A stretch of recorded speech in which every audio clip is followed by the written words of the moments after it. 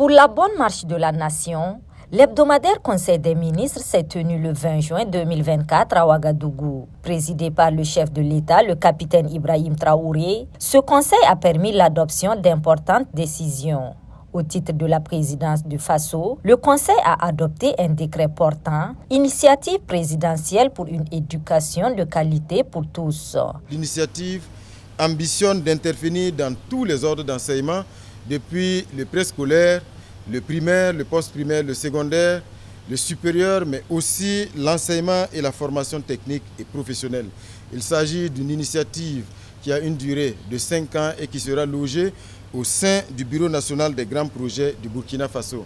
Dans le détail, cette initiative-là comporte 7 composantes, à savoir la construction, la sécurisation, la normalisation et la modernisation des infrastructures éducatives. Il y a également la création d'une université polytechnique. Il y a également les réformes des structures de gestion de l'école et la dynamisation de la participation des acteurs de l'éducation. Il y a également la dynamisation des cadres d'apprentissage, de formation continue des enseignants, l'assainissement et l'encadrement de la délivrance des diplômes, la dynamisation de l'enseignement professionnel et technique et enfin l'organisation de la discipline scolaire, mais aussi de la propriété des établissements. Au titre du ministère de l'économie, le Conseil a adopté un rapport d'exécution du budget au titre du premier trimestre 2024. Ce rapport fait ressortir des performances en termes de recouvrement autour de 95%, donc un peu en deçà des prévisions. Et également au niveau de l'exécution du budget, les niveaux d'exécution sont des niveaux d'exécution satisfaisants. Mais il faut dire qu'en ce qui concerne donc la situation du recouvrement à date en mai, nous avons pu rattraper donc le gap, ce qui permet donc d'avoir une bonne planification pour le reste de l'année. Alors pour l'exécution du budget, nous avons travaillé donc sur une loi de finances rectificative qui va être présentée à l'Assemblée nationale bientôt.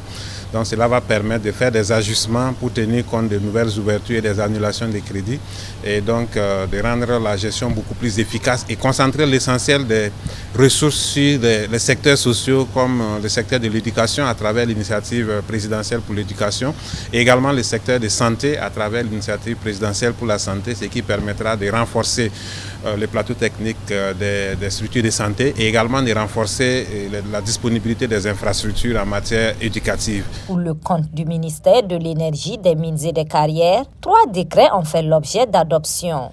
Le premier décret est relatif à la fixation des normes d'efficacité énergétique dans l'énergie. Pour la mise en œuvre de l'efficacité énergétique, il est escompté un certain nombre d'avantages. D'abord, à l'échelle individuelle des entreprises, il est attendu une réduction de la facture énergétique.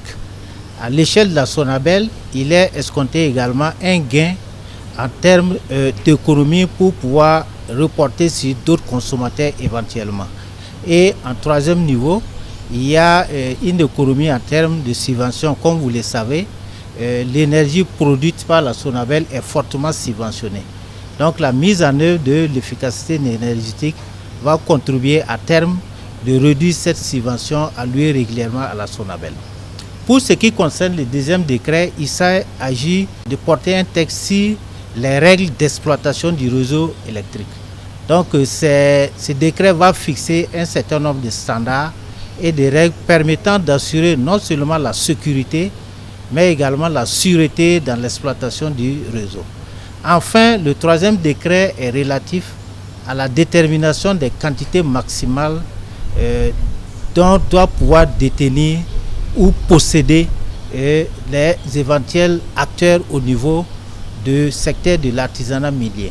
Donc le texte va viser à apporter beaucoup plus de souplesse afin de permettre aux différents acteurs de pouvoir circuler assez librement à l'intérieur du territoire avec une certaine quantité. À ce titre, il a été décidé de pouvoir mettre en œuvre un mécanisme nouveau permettant aux différents acteurs de pouvoir disposer d'un cadre de transporteur d'or à l'intérieur du pays. L'initiative présidentielle pour une éducation de qualité pour tous va permettre la réalisation d'infrastructures plus solides à même de mieux résister aux intempéries, de mettre également les universités aux normes à travers la construction d'amphithéâtres, de bibliothèques, de restaurants universitaires et de valoriser la recherche scientifique, a précisé Jean-Emmanuel Ouedraogo, ministre d'État, porte-parole du gouvernement. Boama TV, l'autre télé by Pro Org.